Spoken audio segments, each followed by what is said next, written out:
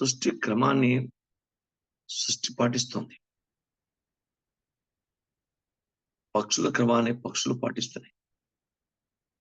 సూర్యచంద్ర నక్షత్రాలు వారి క్రమాన్ని పాటిస్తున్నాయి.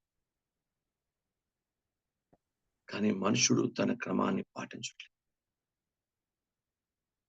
ప్రతి దానికి దేవుడు భార్య భర్తలకు ఒక క్రమం ఉంది. భార్య భర్తలే కదా అని చెప్పి విచ్చలవిడిగా ఉండడానికి కాదు. దేవుడు క్రమం పద్ధతి పరిస్థితులు ఉంది. బైబిల్ గ్రంథాన్ని పరిశీలించండి. దేవునికి స్తోత్రం. మీరు కూడా నేర్చుకుందాం. నేను ఇక్కడ బైబిల్ నిన్న ధ్యానిస్తున్నప్పుడు హెబ్రూ గ్రంథము 6వ అధ్యాయము 20 వచనం ఒకసారి చదవండి.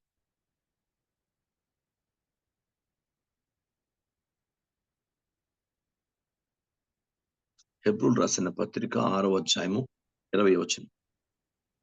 నిరంతరము మెల్కీసెదెకు క్రమం చొప్పున ప్రధాన యాజకుడైన యేసు అందులోనికి మనకంటే ముందుగా మన పక్షం ప్రవేశించాను.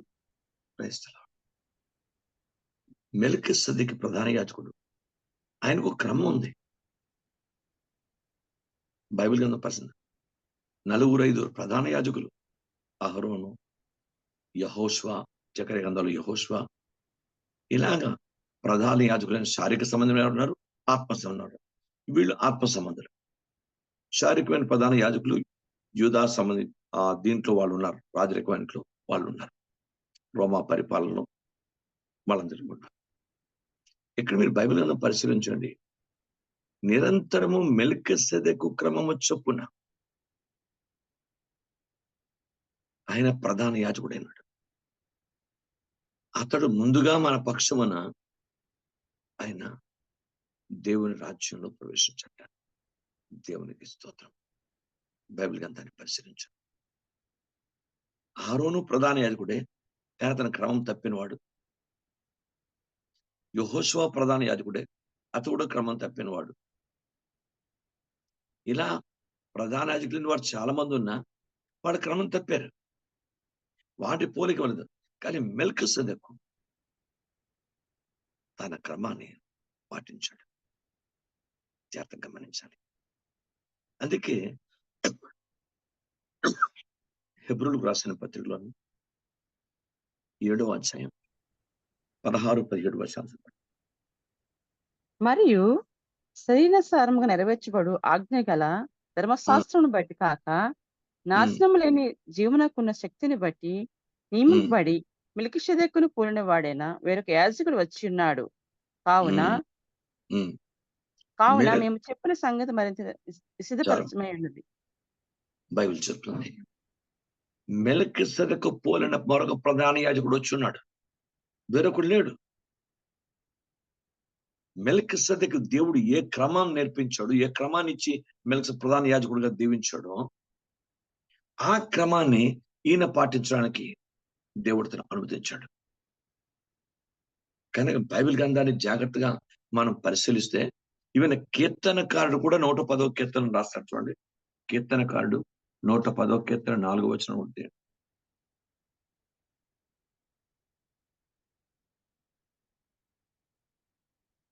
మెల్కీసెదెకు క్రమము చొప్పున నీవు నిరంతరం యాజకుడివై ఉందువని యెహోవా ప్రమాణము చేసి ఉన్నాడు. ఆయన మాట తప్పని వాడు. దేవుడే ప్రమాణం చేశాడు. మెల్కీసెదెకు క్రమము చొప్పున ఆయన ప్రధాన యాజకుడు, నిరంతరమును యాజకుడే ఉన్నాం. దేవుడే ప్రమాణం చేశాడు. అంటే మెల్కీసెదెకు ఎంత క్రమం ఉందో, ఎంత దైవికమైనటువంటి పరిస్థితిని ఆపాదించాడో దేవుడు. అంటే దేవుని యొక్క దీనత్వం, దేవుని యొక్క సాత్వికం మనం కొంచెం జాగ్రత్తగా మనం అర్థం చేసుకుందాం. నేను గమనిస్తున్నప్పుడు, చదువుతున్నప్పుడు లేఖనాల్లోని మనుషుణ్ణి పోలినట్టు దేవుని చూపిస్తున్నాడు. యాక్చువల్గా దేవుని పోలి మనం ఉండాలి. అయితే ఎందుకు ఇలా ఈ క్రమాన్ని పెట్టాడంటే, బైబిల్ గ్రంథంలో మనుషుని పోలినటువంటి దైవత్వాన్ని లేఖన ప్రకారం బైబిల్ గ్రంథంలో యేసుక్రీస్తుకు ఆపాదించంటే, బైబిల్ గ్రంథం చెప్తుంది మనము ఆయన పోలికలోనికి, ఆయన చిత్తములోనికి, ఆయన క్రమములోనికి, ఆయన సమస్తలోనికి మార్చబడిన నిమిత్తము ఈ క్రమానికి నేర్పరిచాడు. Praise the lord. చాలా లోతైనటువంటి ఆత్మీయతను ఇక్కడ ఉంచాడు. నేను మాట గమనిస్తారు, చూద్దాం. ఉదాహరణకి బైబిల్లో హెబ్రీ గ్రంథం 3వ అధ్యాయం 2వ వచనం చదవండి. దేవుని ఇల్లంతటిలో మోషే నమ్మకంగా ఉండినట్లు ఈయన కూడా చూసారా, ఈయన కూడా తను నియమించిన వానికి నమ్మకంగా ఉండాను. మోషేతో పోలుస్తున్నాడండి. దేవుని ఇల్లంతట్లో మోషే నమ్మకముగా ఉండినట్టు క్రీస్తు కూడా ఈయన తను నియమించిన వారి పట్ల నమ్మకంగా ఉన్నాడు అని రాస్తున్నాడు. మోషేతో పోలుస్తున్నాడు. ఈవెన్ మోషే ప్రవచనం చెప్పి మరి అపోస్తుల కార్యములో ఒక ప్రవచనం చెప్పాడు చూడండి. అది పాత నిబంధన కూడా రాయబడింది. అపోస్తుల కార్యం తీస్తే దాంట్లోని మోషే ప్రవచనం చెప్పాడు. బైబిల్ గ్రంథాన్ని పరిశీలిస్తే నాకు చాలా ఆశ్చర్యంగా కొన్నిసార్లు కొన్ని సంఘటనలు, కొన్ని పరిస్థితులు అంటే ఏంటంటే, ఇక్కడ యేసుక్రీస్తు యొక్క క్రమంలోనికి ప్రతి వ్యక్తి రావడానికి దేవుడు ఆ విధమైనటువంటి స్థితిని కలుగు చేశాడా అని అనిపించింది నాకైతే, ఈ వాక్యం ధ్యానిస్తున్నప్పుడు, చదువుతున్నప్పుడు అని అనిపించింది. అపోస్తలుల 3వ అధ్యాయం 22వ వచనం చదువు.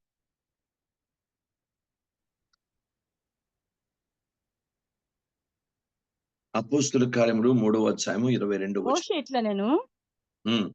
మోషే ఇట్లా నేను ప్రభువైన దేవుడు నా వంటి ఒక ప్రవక్తను మీ సహోదరుల నుండి మీ కొరకు పుట్టించును. ఆయన మీతో ఏమి చెప్పినాను అన్ని విషయములలో మీరు ఆయన మాట వినవలెను. ఆ ప్రవక్త మాట వినని వాడు ప్రజల్లో ఉండకుండా సర్వనాశనం. Praise God. ఎంత పవర్, అథారిటీ కుమారుడికి ఇచ్చాడు దేవుడు.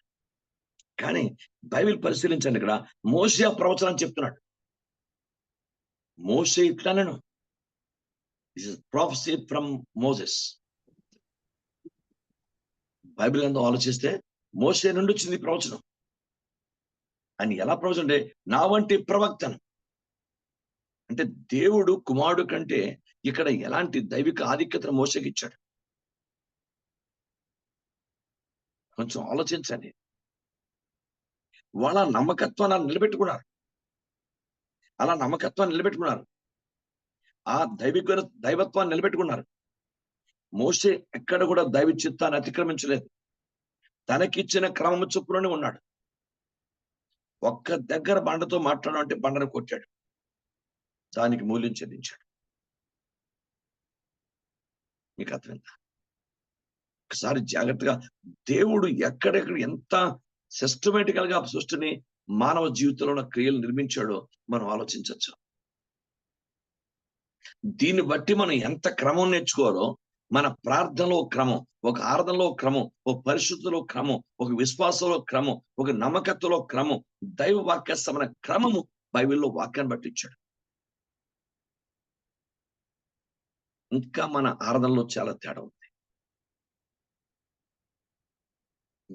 మనం విజ్ఞాపన చేస్తున్నాం, స్తుతి ఆరాధన అంటున్నాం. మనం చేసేది విజ్ఞాపన, మనం స్తుతి ఆరాధన అంటున్నాం. మనం పాట పాడుకుంటూ వెళ్ళిపోతున్నాం, బట్ ఆ పాటలో ఇతరుల్ని ఉజ్జీవపరిచినటువంటి స్తుతి యాగం మనకు కనిపించాలి. మీరు నేర్చుకోవాలి. ప్రజల్ని మనం ముందు స్తుతుల ద్వారా వారు ప్రభువును స్తుతించే స్థితికి లీడ్ చేయగలగాలి. That is worship. ఆలోచించండి. పాట లేకుండా వర్షిప్ ఉండదు. కానీ మనం పాటను మామూలు పాటకెళ్ళిపోతున్నాం. కానీ ప్రజలు వర్షిప్ చేయాలంటే ప్రజల ఉదయం లేపాలి.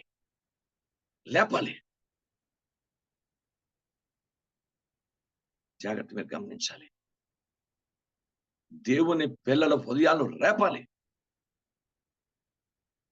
వాళ్ళు ప్రార్థన చేస్తున్నా, పడుకున్న వెంటనే ఆ స్తుతి యాగంలోకి వెళ్ళిపోతే ముందు రేపాలి. వాళ్ళ పిల్లలు దేవుని కార్యాలు గుర్చేయాలి, దేవుని కార్యాలు నేర్పించాలి, దేవుని కార్యాలు గుర్చేయాలి, జ్ఞాపం చేయాలి. దేవుడు ఇలా చేశాడు, అలా చేశాడు, ఈ విధంగా ఉన్నాడు, ఆ విధంగా ఉన్నాడు. నేను ఆయన ఔన్నత్యం ఏంటాను, శక్తి ఏంటాను, ప్రభావం ఏంటాను, మహిమ ఏంటే అని నేర్పిస్తే మనం దానికి స్తుతిస్తుంటే ప్రజలు స్తుతుల్లోకి వెళ్ళిపోవాలి.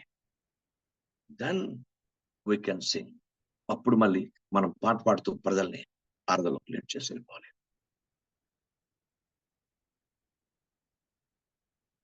అందరూ ఈ క్రమం నేర్చుకోవాలి. నాకు మీకు అందరికి కూడా మన ఆరాధనలో ఇంకా కొన్ని తేడాలు ఉంటున్నాయి.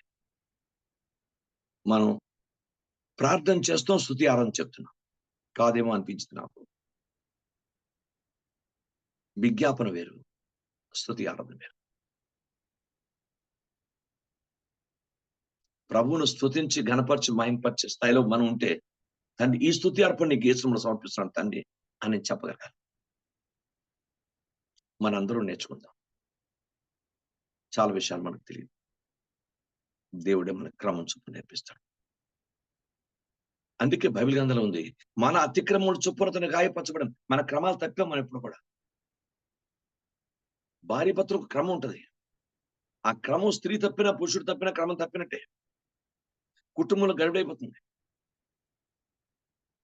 అన్నదమ్ములు ఉంటారు, అక్కచెల్లెలు ఉంటారు, బంధువులు ప్రతి ఒక్కరు క్రమం తప్ప ఉంటే తేడా వచ్చేస్తే పరిస్థితి.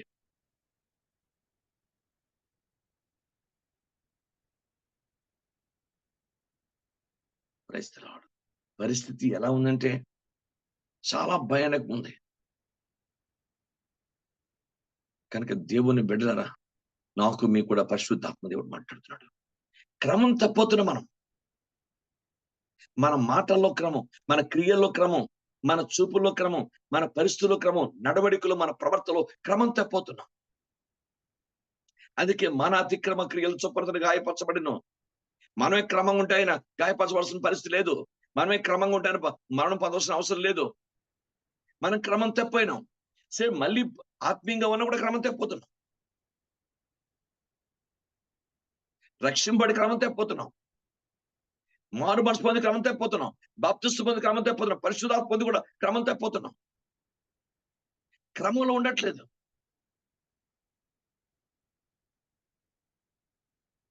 భారతదేశంలో 29 రాష్ట్రాలు అంటూ ఉంటాయి. ఒక్కొక్క రాష్ట్రానికి ఒక్కొక్క పద్ధతి ఉంటుంది. మీకు అర్థమైందా? ఒక్కొక్క రాష్ట్రానికి ఒక్కొక్క పద్ధతి. బోధన విధానంలో కానీ, మాట్లాడే విధానం కానీ, పరిస్థితుల్లో కానీ, పెళ్లిళ్ళలో కానీ, కొన్ని దినాల్లో కానీ, మా పద్ధతులు, ఆచారాలు, సాంప్రదాయాలు బట్టి క్రమాలు మారిపోతుంటాయి. వాళ్ళ ఇష్టంలో క్రమం పెట్టుకుని వెళ్ళిపోతుంటారు. మీకు అర్థమైందా? ఈరోజు దేవుని పాటల తెర మనం నేర్చుకుందాం. తండ్రి, మాకు ఏ స్టేట్ బట్టి మనం చేయక్కర్లేదు, ఏ దేశాన్ని బట్టి మనం చేయక్కర్లేదు. మనం దైవ వాక్యస్థమైన క్రమం మనకు ఉండాలి. మీకు ఉదాహరణ బైబిల్ గ్రంథంలో చెప్తాను నేను. ఆదికాండము 22వ అధ్యాయము 9వ వచనం చదవండి. ఈ వాక్యం ధ్యానిస్తున్నప్పుడు నిజమే ప్రభువు, నేను క్రమం తప్పాను, మేము క్రమం తప్పిపోతున్నాం, మా కుటుంబంలో క్రమం తప్పిపోతున్నాం. భార్యను ఎలా గౌరవించాలి, భార్యను ఎలా ప్రేమించాలి, భార్యను ఏ విధంగా ఉండాలి, దానికి ఒక పద్ధతి, ఒక క్రమం ఉంది. నువ్వు ప్రేమించావు కదా అని చెప్పేసి రోడ్డు మీద కూడా ఆమెను పట్టుకొని లాగుతుంటే అవ్వదు కదా. క్రమం ఉంది కదయ్యా. దేవుని స్తోత్రం. షాపింగ్ మాల్కి వెళ్తారు, ఓ చర్చికి వెళ్తారు, అక్కడ ఒక క్రమం ఉంది. ఆ క్రమాన్ని పాటించకుండా నా భార్య కదా అని చెప్పేసి నీ ఇష్టం వచ్చినట్టు పట్టుకుంటే అక్కడ దైవవాక్యాన్ని వ్యతిరేకం అవుతుంది కదా, పాపం చేసుకోవడం అవుతుంది. క్రమం లేని జీవితం అయిపోతుంది క్రైస్తవ జీవితం. ఇప్పుడు క్రమం తప్పవుతున్నాం ప్రజలు. క్రైస్తలాడు ఒక తండ్రి తన భార్యతో చెప్పాడు, నాకు నాకు కూతుర్ని నా దగ్గర పండుకోబెట్టు. ఇది ప్రపంచంలో జరిగిన సంఘటన.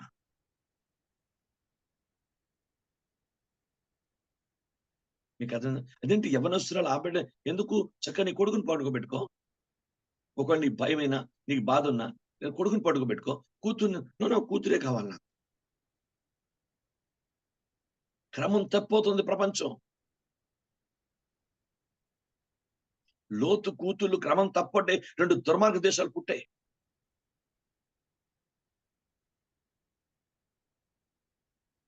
బైబిల్ పరిశీలించండి. లోతు కూతుర్లు క్రమం తప్పట్టే చూడండి, భయంకర దేశాలు పుట్టే అమ్మోనీలు, మోయాబీలు. ఆ ఇద్దరు కూతురు పుట్టిన దుర్మార్గ దేశాలు. ఎంత భయానక జనం పుట్టారు వాళ్ళకి. క్రమం తప్పారు. క్రమం లేకుండా పోతుంది ప్రపంచం. వద్దయ్యా, ఈ రోజు నుంచి తండ్రి పాదాలు తిన. భర్త క్రమం నేర్చుకోవాలి. ఋతువులు కూడా క్రమం ఉంది, ఋతుక్రమం అంటారు బైబిల్. నేను కొన్ని సంగతులు చదివాను. ఋతు ధర్మం, ఋతుక్రమం ఉంటది.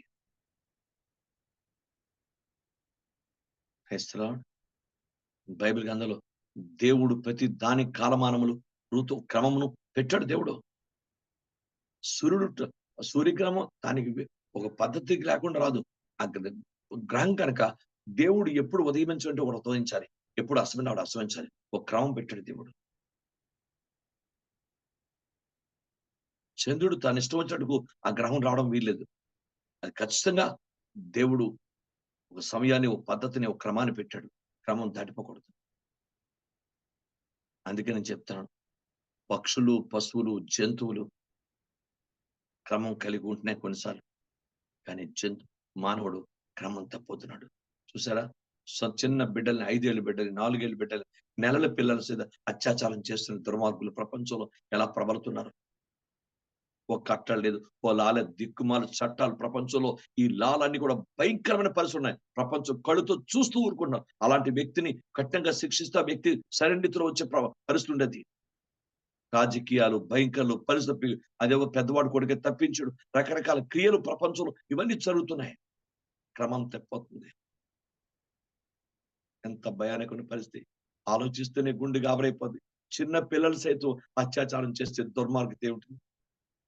ఇది ఎక్కడ జంతువులు చేస్తే అలాగా? కనీసం జంతువులు కూడా ఆలోచిస్తాయేమో. జంతువులు కూడా ఎక్కడ నేను చూడలేదు, ఎక్కడ ప్రపంచం ఎక్కడ వినలేదు. జంతు కంటే, మృగాల కంటే భయంకర తయారవుతుంది మానవ ప్రపంచం. క్రమం లేదయ్యా. క్రమం తప్పిపోతున్నాం జీవితంలో. దేవుని స్తోత్రం. పాట పాడడం మాత్రమే ఆరాధన కాదు. నాకు మీకు కూడా దేవుని ఆత్మ మాట్లాడుతున్నాడు. నేను ఎవరిని కించపరచు కానీ నేను ఉద్దేశించి మాట్లాడతాను. మన ఆరాధన ఇంకా శక్తివంతంగా ఉండాలంటే స్తుతుల్లోకి వెళ్ళాలి. మనం కంప్లీట్ స్తుతుల్లోకి వెళ్ళి తర్వాత వర్షిప్ లోకి వెళ్ళిపోవాలి. ఆ స్తుతి కరువు అవుతుంది. పాట పాడుతున్నాం, పాటలు ముగిస్తున్నాం. అందుకే అందరికీ నేను ఆరాధనకు ఛాన్స్ ఇచ్చాను. ఒక్కరి ఆరాధన కూడా ఆ స్థితికి వెళ్ళలేకపోతుంది. మన ఆరాధనలో అలా ఉండకూడదు. మన ఆరాధనలో దేవుని స్తుతి ఆరాధన ఎందుకన్నాడు? స్తుతి లేని ఆరాధన ఎందుకు? మనం విజ్ఞాపన చేసి స్తుతి ఆరాధన అంటున్నాం. That is not correct. ఆలోచించండి. యథార్థంగా దైవసంలో బైబిల్ ఎదుటిన్నాను. ఎవరు నేను విమర్శించట్లేదు, కానీ మీరు నేర్చుకోవాలి. నాకు ఒక అబ్బాయి ఇష్టపడ్డాడు, బాబ్జీ. స్తుతి చేస్తాడు first. That is correct. First స్తుతి చేస్తాడు. అవన ఔన్నత్యాన్ని జ్ఞాపకం చేస్తాడు. దేవుని శక్తిని జ్ఞాపకం చేస్తాడు. ఎప్పుడు ఆయన ఆరాధనలో నేను 2 సార్లు చూశాను. 2 సార్లు కూడా ఆయన ఆరాధనలోని ముందు స్తుతి చేస్తాడు. డైరెక్ట్ పాటకి వెళ్ళిపోడు. మంచిగా నేర్చుకున్నాడు.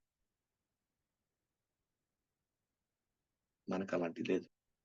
మనం పాట పాడి ఆ ముందు స్తుతిలోకి వెళ్ళి తర్వాత మనం పాటలోకి వెళ్ళాలి.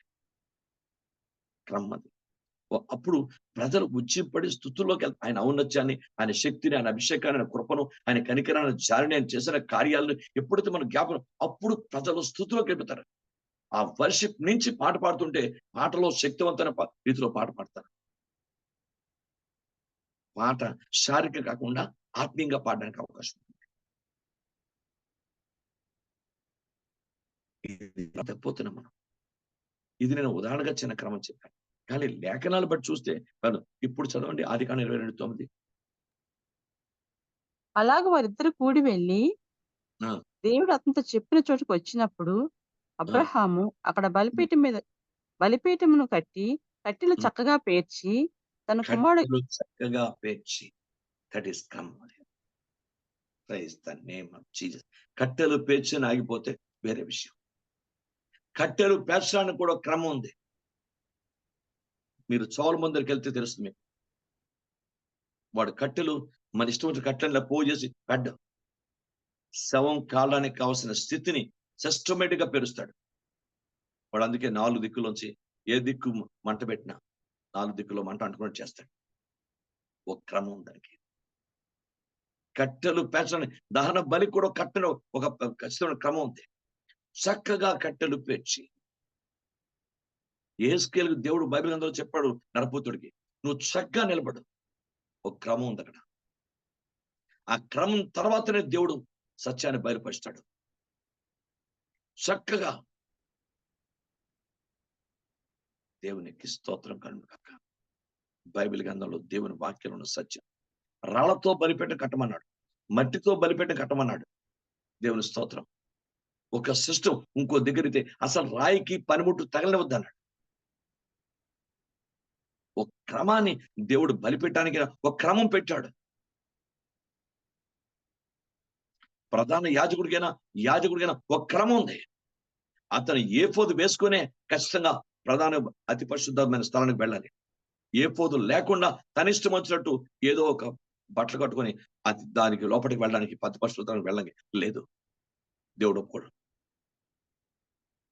క్రమం ఉంది. క్రైస్తవ సంఘానికి దేవుడు క్రమించాడు.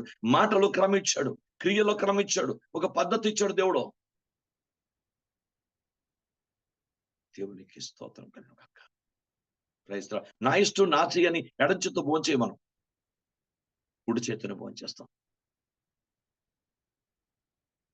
ఆలోచించండి. దేవుడు ప్రతి దానికి ఒక క్రమాన్ని పెట్టినప్పుడు ఆ క్రమాన్ని మనం ఫాలో అవ్వట్లేదు. మన ఆలోచన, మన పరిస్థితి, మనకున్న పరిస్థితిని బట్టి మనం ఫాలో అవుతున్నాం. మనం క్రమాన్ని ఫాలో అయితే దేవుని కార్యం చాలా బలంగా ఉంటది. దేవునికి స్తోత్రం. బైబిల్ గ్రంథంలో ఇర్మియా గ్రంథంలోని ప్రజలను హెచ్చరించాడు దేవుడు. ఇర్మియా 5వ అధ్యాయము 25వ వచనం చదవండి.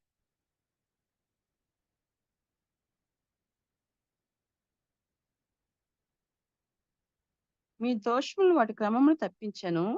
మొత్తం దేవుని సంబంధమైన క్రమాన్ని పూర్తిగా తప్పించే దోషాలు హెచ్చరిస్తున్నాడు. మీ వాడి క్రమం తప్పించాను, దైవికమైన క్రమం తప్పించింది మీ దోషాలు.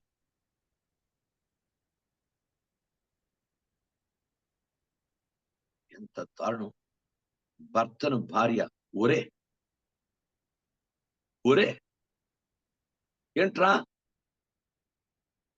ఎక్కడ చెప్పి పనికిమాలిన సాంప్రదాయాల పరిస్థితులు,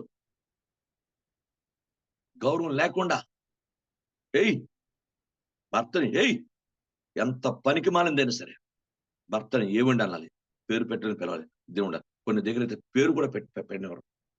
ఏమండి మా యజమానుడు, శారా తన భర్తను నా యజమాని చెప్పింది. దేవుని స్తోత్రం. క్రమం లేదు. అందుకని గొడవలు, సమస్యలు, అనేకతలు, పరిస్థితులు, ఇబ్బందులు, శోధనలు, పాపం, మానవ జీవితంలో పాపాలు మనిషి జీవితంలో దైవ క్రమాన్ని తప్పించాయి. దుర్మార్గులే, దుష్టులే పాపానికి ఒడిగొడుతున్న కారణం ఏంటంటే వారి క్రమాన్ని తప్పించాయి. దేవునికి మహిమ కలుగును గాక. ప్రజలు పరిస్థితి, ఎందుకంటే మన జీవితాన్ని మనం దేవుని వాక్యాన్ని ఆలోచిస్తే, ఉదాహరణ చెప్తాను మీకు. బైబిల్ గ్రంథంలో నిర్గమకాండము 27వ అధ్యాయం 20 చాలా ఇంపార్టెంట్ మెసేజ్ అండి. మీరు దయచేసి దీన్ని జాగ్రత్తగా అర్థం చేసుకొని ధ్యానించి ప్రభు పాదాల దగ్గర ప్రార్థన చేసుకుందాం అందరూ. నేను చెప్పాను, అందుకే మనం అంటున్నాను, నేను మీరు అనలేదు. 27, 20, 21. మరియు దీపం నిత్యం వెలుగుచున్నట్లు ప్రదీపమునకు దంచి తీసిన అచ్చము ఒలివల నూనె తేవలనని ఇశ్రాయేలుకు ఆజ్ఞాపించుము. సాక్ష్యపు మందసం ఎదుటనున్న తెరకు వెలుపల ప్రత్యక్ష గుడారములో అహరోనును అతని కుమారులను సాయంకాలం మొదలుకొని ఉదయం వరకు యెహోవా సన్నిధిని దాన్ని సవరింపవలను. అది ఇశ్రాయేలు. అది కట్టడ కానండి, కట్టడ కాదు, కట్టడ మాత్రమే కాదు, కట్టడవచ్చు, కానీ అది క్రమం. అది రాత్రంతా మీరు ఆ అహరోను కుమారులు కూడా దాన్ని సవరించాలి. ఎందుకు? ఒత్తి కిందకు దిగిపోతుంది, ఒత్తి పైకెత్తాలి. నూనె తగ్గుతుంది, వేస్తూ ఉండాలి. క్రమం. తెల్లవార్లు కూడా ప్రదీపం వెలుగుతుండాలి. అలా నిత్యము ప్రదీపం. దానికేంటి? అచ్చమైన ఒలివ నూనె కావాలి. కల్తీ ఉండకూడదు. అచ్చమైన ఒలివ బైబిల్ గ్రంథం ఉంది. అచ్చమైన తీసి దంచిన అచ్చమైన ఒలివ తీసుకురమని ఇశ్రాయేలుకి ఆజ్ఞాపించు. సేమ్ లేవికాండం 24 అధ్యాయంలో చెప్తాడు. మొదటి వచనం 2-3 వచనాలు ఉంటుందన్నమాట. బైబిల్ చూడండి, దీపం వెలిగించడానికి, దీపం పెట్టడానికి కూడా దైవికమైనటువంటి ఒక క్రమం ఉంది, దానికి పద్ధతి. దేవునికి స్తోత్రం కలుగును గాక. నేనైనా మీరైనా బైబిల్ ఒక క్రమం లేకుండా మనం ఏదో మన ఆత్మీయ జీవితంలో క్రమం లేకుండా, ఒక పద్ధతి లేకుండా వెళ్ళిపోవటం బట్టి మన ఆత్మీయ స్థితికి సంపూర్ణ శక్తి రావట్లేదు, సంపూర్ణ స్థితి రావట్లేదు. ఒక కట్టెలు బలిపీఠాన్ని కట్టెలు పేర్చినప్పుడే దేవుడు చెప్పాడు ఒక సరైన విధంగా పేర్చాలి. చక్కగా పేర్చి అంటున్నాడు బైబిల్. దేవునికి స్తోత్రం. ఒక సిస్టమేటికల్ గా అన్నమాట. నేను కరెక్ట్ గా చేతిని గుండీలు పెట్టుకున్నప్పుడు కరెక్ట్ గా పెట్టుకుంటే ఒక క్రమం ఉంటుంది. అదే నేను పైగుండి కిందకి, కిందగుండి పైకి పంపించేసి నేను చేస్తుండే నా షర్ట్ ఎట్లా ఉంటుంది, నేను చూసినాను, నన్ను చూస్తే ఎలా ఉంటుంది ప్రజలకి? ఆలోచించండి. నేను ఒక గుండి పోతే ఒక గుండె పెట్టుకుని ఇష్టమని ఉంటే ఎలా కనిపిస్తాను నేను? క్రమం లేదు కదా. సిస్టమేటిక్ గా కాజా గుండి కరెక్ట్ గా పుట్టిస్తారు. దాన్ని కరెక్ట్ గా అదే ఇక్కడిదిక్కడ పెట్టుకుంటే ఎలా ఉంటది? ఎగుడు దిగుడులో ఉండి వ్యక్తి చూడటానికి ఎలా ఉంటది? మెంటలా, మర్చిపోయాడా, కవాలను పెట్టుకున్నాడా, ఏంటి పరిస్థితి? అది ఒక స్టైలా, లేకపోతే మర్చిపోయాలో పెట్టించుకున్నాడా? దానికి ఒక క్రమం లేదు. ఈనాడు క్రైస్తవ సంబంధమైనటువంటి క్రమం, దేవుని క్రమం తప్పటే క్రైస్తవులు అన్ని జనుల మధ్య దూషించబడుతున్న పరిస్థితి వచ్చింది. దేవుని వాక్యాన్ని వ్యతిరేకమైన పరిస్థితి ఏర్పడింది. అందరూ నేర్చుకుందామండి. భార్యని ఇతరుల దగ్గర దూషించడం, భర్తని ఇతరుల దగ్గర దూషించడం, పిల్లల దగ్గర తోడనాడడం, భార్య భర్తలు ఇద్దరి దగ్గర, పిల్లల దగ్గర తమ్మడం. క్రమం లేదు, పద్ధతి లేదు. ఏదైనా మాట్లాడుకుంటే చక్కగా ఏదో రాసుకుని మనం ఇలా చేద్దాం, అలా చేద్దాం, తప్పుంటే క్షమించని ఒకరినొకరు సరి చేసుకొని ఎవరిది ఏంటి, ఎవరిది కరెక్ట్, ఎవరిది వాక్య ప్రకారం ఉంది ఇద్దరు చక్కగా పట్టుకుంటే గొడవ ఉండదు. బందీగా రోడ్ల మీదకి వెళ్ళిపోతుంటే మరి దాని క్రమం ఏముంది? ఇంకా అన్ని విషయాలు మీరు నేర్చుకోండి. క్రమం లేదు. ఇప్పుడు కుటుంబాల్లో క్రమం లేదు, సంఘంలో క్రమం లేదు. బైబిల్ గ్రంథాన్ని పరిశుద్ధం. పౌలు గారు మాట చెప్తాడు. 1 కొరింథీ 11:34 తీయండి.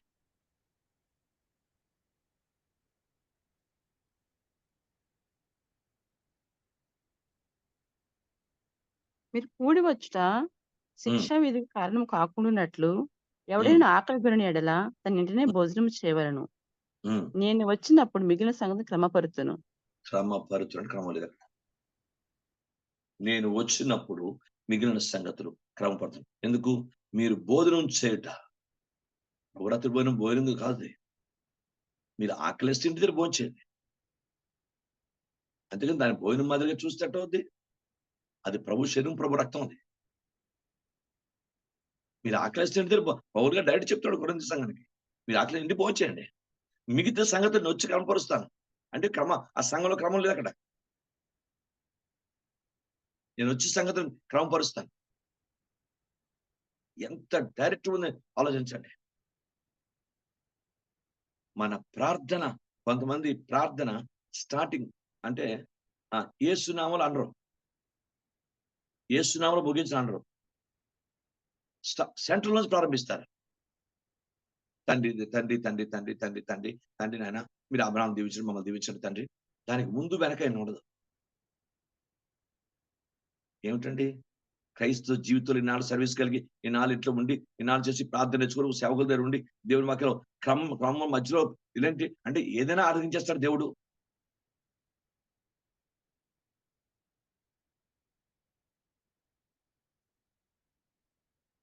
మీకు తెలుసునో లేదో, ప్రపంచంలో మిగతా వాటి సంగతి నాకు తెలియదు.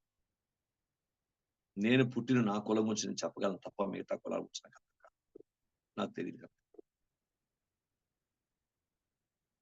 బిస్తర వేసి అన్ని పదార్థాలు పెట్టి ఆ పెద్దలు ముందు చేతిలో నీళ్లు వేసుకొని తాగి వాళ్ళ చుట్టూ నీళ్లు వేసి ఒక విగ్రహాధన క్రమం చేసి అప్పుడు అందరూ ప్రారంభించారంటే అప్పుడే ప్రారంభిస్తారు.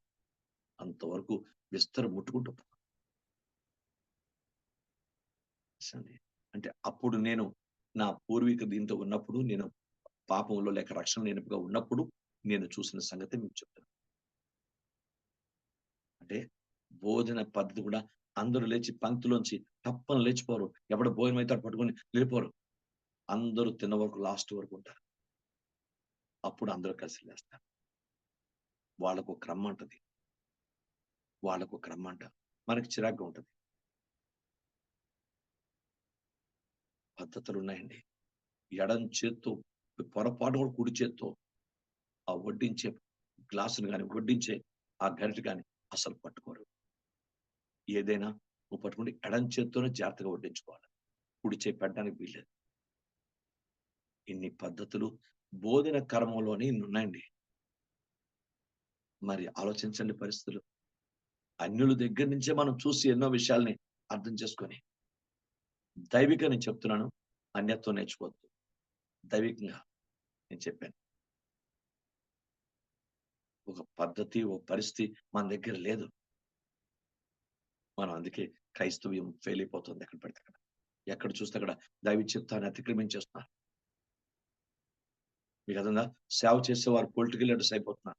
సేవ చేసేవాళ్ళు ఉద్యోగస్తులుగా ప్రవర్తిస్తున్నారు. సేవ చేసేవాళ్ళు ఒక వాక్యాన్ని వ్యతిరేకమైనటువంటి వ్యాపారస్తులుగా ఇదైపోతున్నారు. ఎంత ఘోరం! సేవ అంటే సేవే. దానిలో వ్యాపారం ఇంక్లూడ్ చేయకూడదు. ఉద్యోగం ఇంక్లూడ్ చేయకూడదు. ఏం లేదు. నీకు అర్థమైందా? అందుకే ప్రత్యేకంగా లేమెన్ సంఘం అని ఒకటి ఉంది. ఎల్ఈఎఫ్ అంటారు. వాళ్ళు ఉద్యోగం చేస్తూ దేవుని దాంట్లో పాస్టర్ గారు బ్రదరే వాక్యం చెప్తాడు. కంటిన్యూ. అది వాళ్ళకి క్రమం ఉంటుంది. అది వాళ్ళ ఇష్టం ఉంటుంది.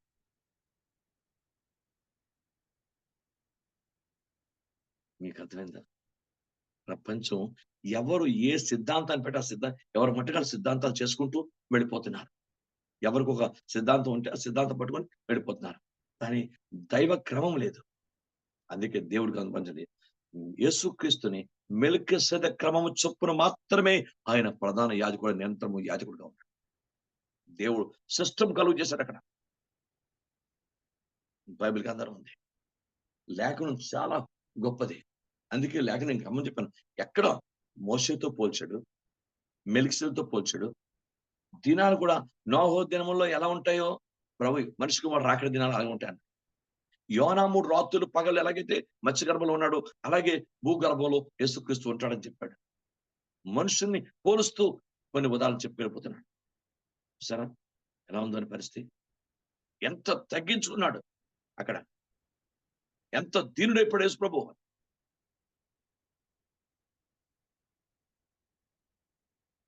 తండ్రి నన్ను మోషేతో పోలుస్తావేంట అనలేదు. మోషే దేవుని ఇల్లంత నమ్మకస్తుడు, మిక్కిలి సాత్వికుడు. దేవుని స్తోత్రం కలుగును గాక. కానీ ప్రభువు ఒక మాట చెప్పాడు. మోషే మీకు పరలోకం నుంచి వచ్చి మన్నా ఇవ్వలేదు. క్రైస్తవుడు నేనే మీకు ఆహారంగా అర్పించబడుతున్నాను. పరలోకం మన్నానే ఇచ్చాడు అంతే. ఏదైతే పరలోకం నుంచి ప్రార్థన చేస్తే పరలోకం మన్నా కుమ్మరించబడింది. బట్ మోషే తనకు తాను ఆహారం ఉంది. అంటే మోషేకి ఒక్క దగ్గరే మోషే 2 దగ్గర పోల్చాడు అంతే. మిగతాన్ని దేవుడు తన క్రమాన్ని యేసు ప్రభువుకి ఇచ్చిన క్రమాన్ని ఫాలో అయ్యాడు. ఇప్పుడు ఆలోచించండి. ప్రతి దానికి ఒక క్రమం ఉంది. ప్రార్థనా క్రమం ఉంది. ఆత్మీయ క్రమం ఉంది. Praise the Lord. సంగీతానికి ఒక క్రమం ఉంది. ప్రతి దానికి ఒక సిస్టమేటిక్ పరిస్థితి క్రమం ఉంది. ఈ క్రమాలతో అందుకే అతిక్రమాలు క్రమం దాటిపోతే అతిక్రమం చేస్తాం. క్రమం తప్పిపోతే అతిక్రమం చేస్తాం. అతిక్రమాలకే ప్రభు విలువ చెల్లించాడు. పరిహారం చెల్లించాడు. మనం క్రమంగా ఉంటే ఇంత స్థితి రాదు కదా. ఆదాము అవ్వల క్రమంగా ఉంటే యేసు ప్రభువును పంపించవలసిన అవశ్యకత ఉండదు కదా. సృష్టికి రక్షణ ఉండదు కదా. నేను ఆలోచించండి. అంటే మన జీవితంలో క్రమాన్ని తప్పిపోతున్నాం లేదా? అందరూ కూడా అలాగుంటే భార్యాభర్తలోని అన్నదమ్ములు అక్షరాలు గొడవలు ఉండవు. దైవ సృష్టి యొక్క క్రమాన్ని పాటిస్తే అసలు గొడవలు ఉండవు. క్రమం పాటించకపోవడం వల్లనే అందుకే చెప్పాను. సూర్యుడు తన క్రమాన్ని పాటిస్తున్నాడు. చంద్రుడు తన క్రమాన్ని పాటిస్తున్నాడు. నక్షత్రాలు తన క్రమాన్ని పాటిస్తున్నాయి. ఏ టు జెడ్ ప్రకృతి తన క్రమాన్ని పాటిస్తుంది. బట్ దేవుని బిడ్డలు, దేవుని పోలికలు ఉండే దైవ జనము కూడా క్రమాన్ని పాటించట్లేదు. అందుకే సమస్యలు, గొడవలు, పరిస్థితులు సంఘాల్లో జరగడానికి కారణం అది. దైవ పెద్దలు ఆనాడు నియమించిన దైవ పెద్దలు, దైవ ఆత్మపూర్ణులే, అభిషిక్తులే, వారు దైవ క్రమాన్ని పాటిస్తే అసలు సమస్యలు ఉండవు కదా. ఆలోచించండి. ఇది చాలా చెప్పుకుంటూ వెళితే చాలా పెద్ద సందేశం. Praise Lord. నేను అర్థం చేసుకుందంటే బైబిల్ గ్రంథంలో దేవుడు ప్రతి చర్చ్ సర్వీస్ కింద ఒక పద్ధతి ఉంది, ఒక క్రమం ఉంది. Praise lord. బైబిల్ గ్రంథంలో దేవుని పాదాలు నేర్చుకుందాం. Praise Lord. మొదటి కొరింథీ 14వ అధ్యాయం ఒకసారి 40 వచనం కూడా చూద్దాం. మొదటి కొరింథీ 14:40.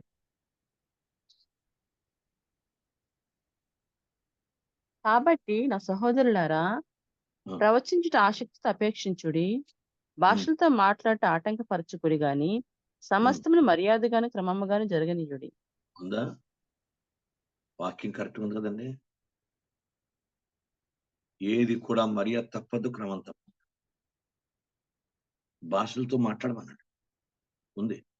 కాబట్టి అసలు ప్రవచించుడు ఆసక్తితో అపేక్షించడి, భాషలతో మాట్లాడండి. దాన్ని ఆటంకపరచొద్దు. దానికి ఒక క్రమం ఉంది, మర్యాద ఉంది. Praise the name of Jesus. అప్పుడు మన భాషను దేవుడు ఆశ్రయిస్తాడు, ప్రజలు గౌరవిస్తారు. దేవునికి స్తోత్రం కలుగుగాక.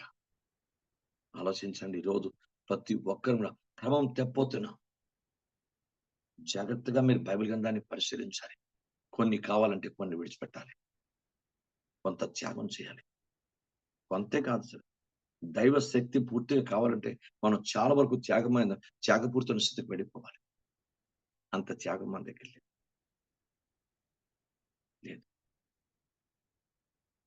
తండ్రి పాదాలు పట్టుకొని మీరు కూడా ప్రార్థన చేద్దాం. తండ్రి, మేము ప్రతి స్థితిలో కూడా మా కుటుంబాల్లో, జీవితంలో, సంఘంలో కూడా క్రమం తప్పి జీవిస్తున్నాం.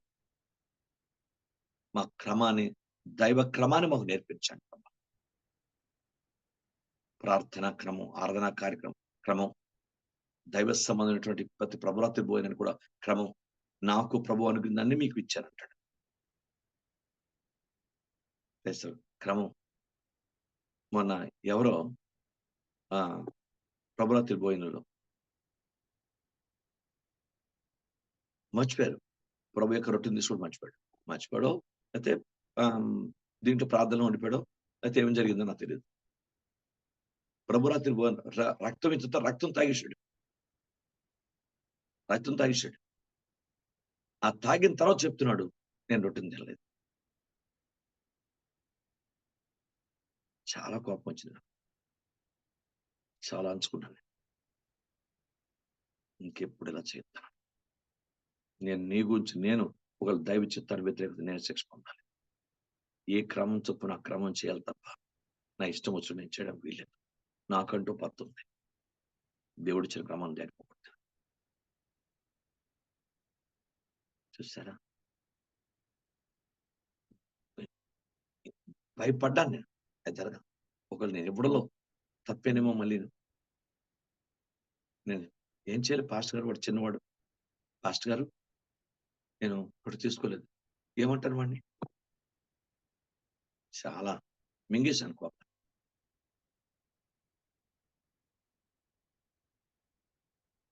సరే, మళ్ళీ రొట్టించాను. 2 లేకపోతే అసంపూర్ణం అయిపోతుంది. క్రమం తప్పిడిచారు. అలాగే మన జీవితాల్లో మనం కూడా ఒక క్రమం కూడా పద్ధతి ఉంది. దేవుని పాదాలు పట్టుకున్నాం. Praise the Lord. నాకు మీకు కూడా పరిశుద్ధాత్మ దేవుడు మాట్లాడుతున్నాడు. క్రమం తప్పిపోతున్నా మనం కుటుంబంలో, సంఘంలో, సమాజంలో దైవ చిత్తాన్ని అతిక్రమించే క్రమాన్ని దైవ చిత్తానికి అనుసారమైన క్రమాన్ని తప్పవుతున్నాం.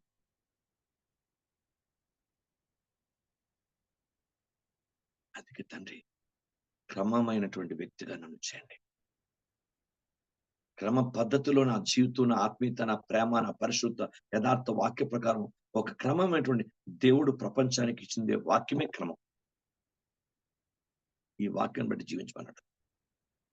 అప్పుడు మీకు సమస్త ఆశీర్వాదాలు మీకు సంప్రాప్తిస్తాయి. దేవుని ఆజ్ఞలు మనకి ఇచ్చాడు. అవి మీరు గైకొంటే చాలు మీకు ఈ ఆశీర్వాదాలు మీకు సంప్రాప్తిస్తాయి. అది క్రమం. మీకు అర్థందా? ముందు ఆశీర్వాదాల నుంచి తర్వాత ఆజ్ఞను గైకొనడం క్రమం అవుతుంది. అది ముందు దారి తలుచుకుని నాకు ఆశీర్వాదం ఇచ్చితాన్ని నాకు అర్జెంట్ కదా, తర్వాత నేను గాయకుంటానులే, ఆజ్ఞను గాయకుంటానులే, నువ్వు చెప్పావు కదా నీ మాట వింటాను, ముందు నాకు ఆశీర్వాదం ఇచ్చిందండ్రి రమ్మది.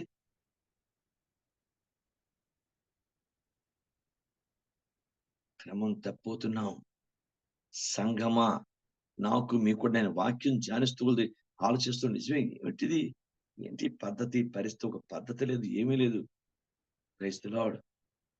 ఎంత దైవికంగా, ఎంత ఆత్మీయంగా, ఎంత గౌరవంగా, ఎంత అభిషేకంగా, ఎంత ప్రార్థనతో క్రిస్టియన్ ఫ్యామిలీ ఒక సిస్టమేటికల్ గా ఉండవలసిన దాన్ని ఒక లోక సంబంధంగా, సాంఘికంగా, సోషలైజ్ అంత అయిపోతుంది ప్రపంచం. సొసైటీ అంతా సోషలిజంలోకి వెళ్ళిపోతుంది. దైవత్వంలోకి రావాలి కదా.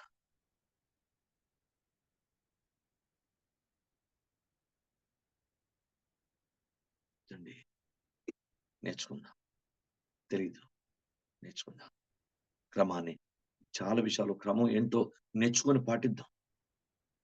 బైబిల్ ఏం చెప్తుందో దాన్ని అర్థం చేసుకొని దాన్ని బైబిల్ క్రమం. అందుకే లేక నిరంతరము మెల్కిసెదెకు క్రమము చొప్పున ప్రధాన యాజకుడైన యేసు అందులోనికి మనకంటే ముందుగా మన పక్షమున ప్రవేశించాడు. అంటే is the representative of God. మనకు ముందుగా లీ హెనో హసీమ బైబిల్ చెప్తుంది. ఆయన మనకు ముందుగా ఒక సిస్టమేటికల్ గా మనకు ముందుగా, ఎందుకంటే తర్వాత మనం తీసుకెళ్తాం, తర్వాత మనం వెళ్ళాలి. ఫస్ట్ ఆయనే. దేవుని యొక్క ప్రథమ ఫలం ఆయనే. ఆయన ముందు వెళ్ళాలి, ఆయన రక్తంతో వెళ్ళాలి. సో ఆయన ఎక్కడ ఎవరిదో రక్తం కాదు, ఆయన స్వరక్తంతో వెళ్ళాడు. అది క్రమం. సేమ్ యేసుక్రీస్తు మనకు స్వరక్తం అక్కర్లేదు, మన స్వరక్తం మన పాపం, మన రక్తం కనుక ఆయన రక్తాన్ని పట్టుకుని మనం పరలోకానికి వెళ్ళాలి. అది క్రమం. దేవునికి స్తోత్రం కలుగుగాక. హల్లెలూయా. యేసు ప్రభువారు తిరిగి లేచిన తర్వాత కూడా నీ తండ్రి నా తండ్రి దేవుని దగ్గర ఎక్కిపోలేదు, నన్ను ముట్టుకోకు మగ్ధన మరితో చెప్తాడు. ఆయన వెళ్ళి క్రమం చొప్పున తన రక్తార్పణ ముందు అక్కడ అర్పణ అర్పించి అప్పుడు నా మొత్తం శిష్యులందరూ కూడా కనిపించాడు. ఈ మాట శిష్యులకు చెప్పలేదు, మొట్టమొదటి మగ్ధన చెప్పాడు. ఫస్ట్ మగ్ధనే దర్శనం పొందింది, ముందు తన దర్శనం. బైబిల్ చాలా గొప్పదండి, నేర్చుకుందాం. నాకు తెలీదు, మీకు తెలీదు, ఇంకా నేర్చుకోవాలి. క్రమాన్ని, దైవ క్రమాన్ని పాటిద్దాం. నేను మీరు కూడా చాలాసార్లు మనం క్రమం తప్పుతుంటాం కనుక దైవ వాక్య క్రమంలోనికి కుటుంబాలన్నీ వస్తే కుటుంబంలో గొడవ ఉండదండి.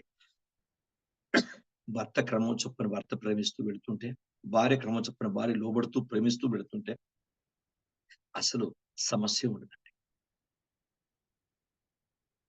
ముందు దుష్టుడు క్రమాన్ని తప్పించాడు. ఫస్ట్ ఆదామవులకే క్రమం తప్పించాడు. ఇంకా అక్కడి నుంచి సృష్టిలో ఉన్న ప్రతి మనుషుడు క్రమం తప్పాడు. దేవునికి స్తోత్రం. అందుకే ఖచ్చితంగా యెషయా 55:5 మన అతిక్రమ క్రియలు బట్టి అతడు గాయపరచబడ్డాడు. క్రమం లేనిది అతిక్రమం.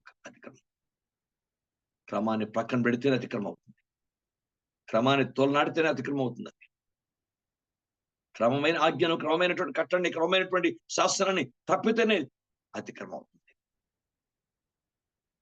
క్రమాన్ని తప్పవుతుంది. క్రమంలోకి రావాలి, వాక్య క్రమంలోనికి, ఆయన ఆజ్ఞల క్రమంలోనికి సంఘం జీవించడం ప్రారంభించాలి. దేవుడు అలాంటి కృప మనందరికీ ఇచ్చి పరలోకం వెళ్ళేంత వరకు ఆయన వాక్యస్థమైన క్రమం చొప్పున జీవించడం తన కృపను మనందరికీ దయచేయగాక. ఆమె ప్రార్థన చేద్దాం.